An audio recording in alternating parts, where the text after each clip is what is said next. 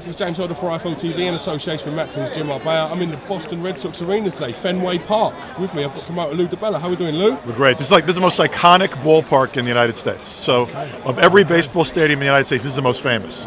So we're on a field here with the best dressed man in the room right now. Easily. Spike O'Sullivan, and being promoted terrifically by Murphy's Boxing, my friend Ken Casey.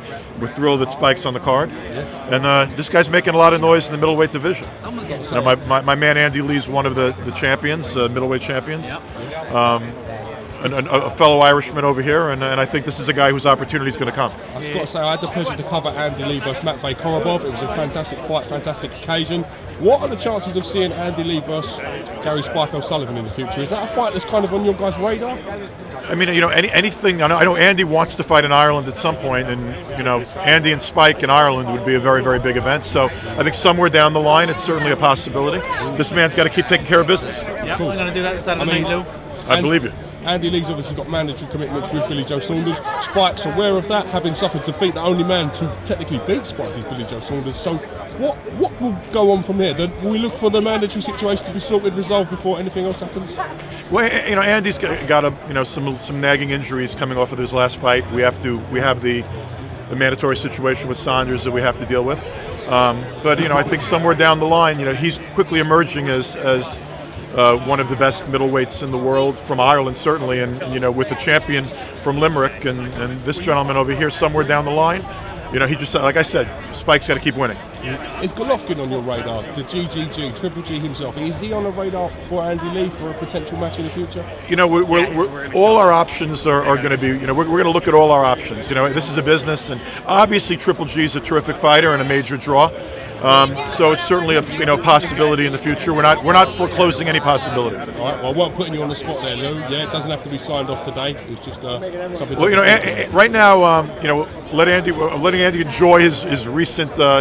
He kept that belt with a great performance, I thought, against Peter Quillen in a fight where people it looked like he was down and out in that fight early, and he came back and really boxed, I thought, incredibly well, and it was a draw in what was a great fight. And you know, Andy right now is establishing himself. He keeps getting better all the time. This is Andy Lee's time, and Spike O'Sullivan's time is going to come. Credit to Andy Lee, and most importantly, the job Adam Booth is doing with him tactically. I think he's been spot on in his last couple of fights. You know, I think that you can't question Adam Booth as a trainer. I think what Adam's done strategically in terms of game plans for Andy in recent fights, he's done a terrific job.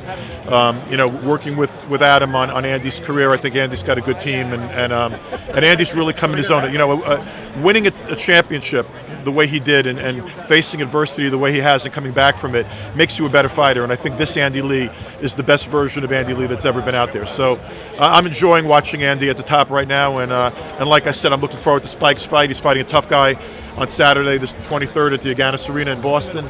And I'm looking forward to watching Spike fight and watch you continue to charge up that middleweight division. Thanks, Lou. Thanks. Great. And, good to see you. No, you and Ken Casey are good friends. It'll be a good opportunity to get the fight on with Andy Lee as well at some time. Well, it's been great also working with Murphy's Boxing and my friend Ken Casey on this promotion. Kenny, come on in here and get on here with Irish TV. Right. Look at this outfit! Just you're such good friends. Look at this haircut! The possibility to get the fight on with Andy Lee. Seems yourself and Lou are such good friends. When you win this fight tomorrow, Lou DiBella will be hassled non-stop daily by me because he owes me a favor, and I'd love to see you and Andy Lee going at it in Ireland. I think the fans would love that too. It'll be the first time in history too as well. Two Irishmen fought for world titles, so maybe even here at Fenway Park. Fenway Park. You know, there's been fights here in the 50s. This used to be a hotbed for boxing. You know, part of the reason that Fenway is nice enough to do this today is they know my plan to want to bring a fight to Fenway.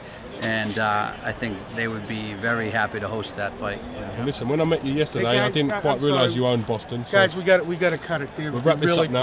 No problem, sir. Thanks for your time.